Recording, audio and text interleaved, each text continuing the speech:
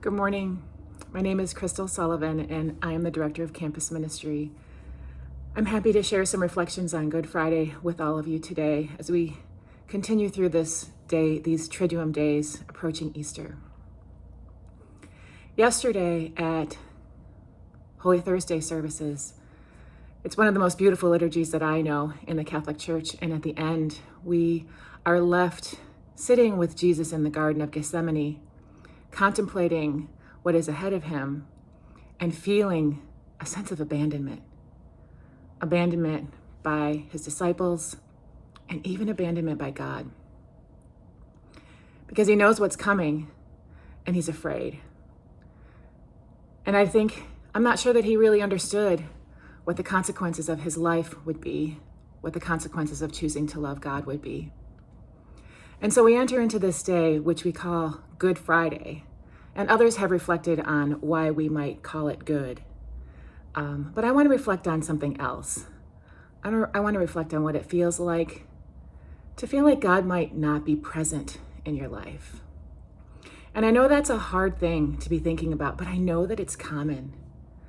I know that sometimes we doubt whether or not God is really accompanying us, or we experience things in our lives that cause us suffering or cause people around us suffering, and we question and we wonder. And so if that's happened to you, or if it's happened to somebody you know and love, I want to invite you just to enter into it. Enter into it with Jesus. Enter into it on this day of Good Friday, the day when, yes, Jesus felt abandoned, and he faced the consequences of his life, and he walked to his cross, and he faced his death. Now, hopefully none of us are really facing our death, but sometimes it can feel like that. It can feel like that when your suffering is so great that you don't know what to do. And the goodness of this Friday is the recognition that we know the story. We know that in death, there is resurrection.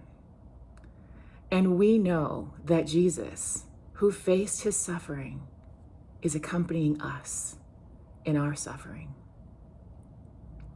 And so as you prepare to attend Good Friday services today, Stations of the Cross, or Good Friday services at your parish or church, or hopefully maybe even at UD if you're still on campus, I invite you to just contemplate the way in which Jesus accompanies you through your suffering, carrying that suffering for you, or being the one who walks alongside of you, so that as you take each step day by day, you will know, as Jesus did, that you are not alone. The image of Jesus on the cross is one that gives us great life and great hope. Hope because we know that the story does not end with the crucifixion, and that Jesus will accompany us through our suffering, leading us to resurrection. I always say that for Jesus, the story was great in that it only took 3 days. We don't know how many days or months or years it might take for us to face our suffering. But we can trust that because of Jesus' life, death, and resurrection, that the story does not end on the cross.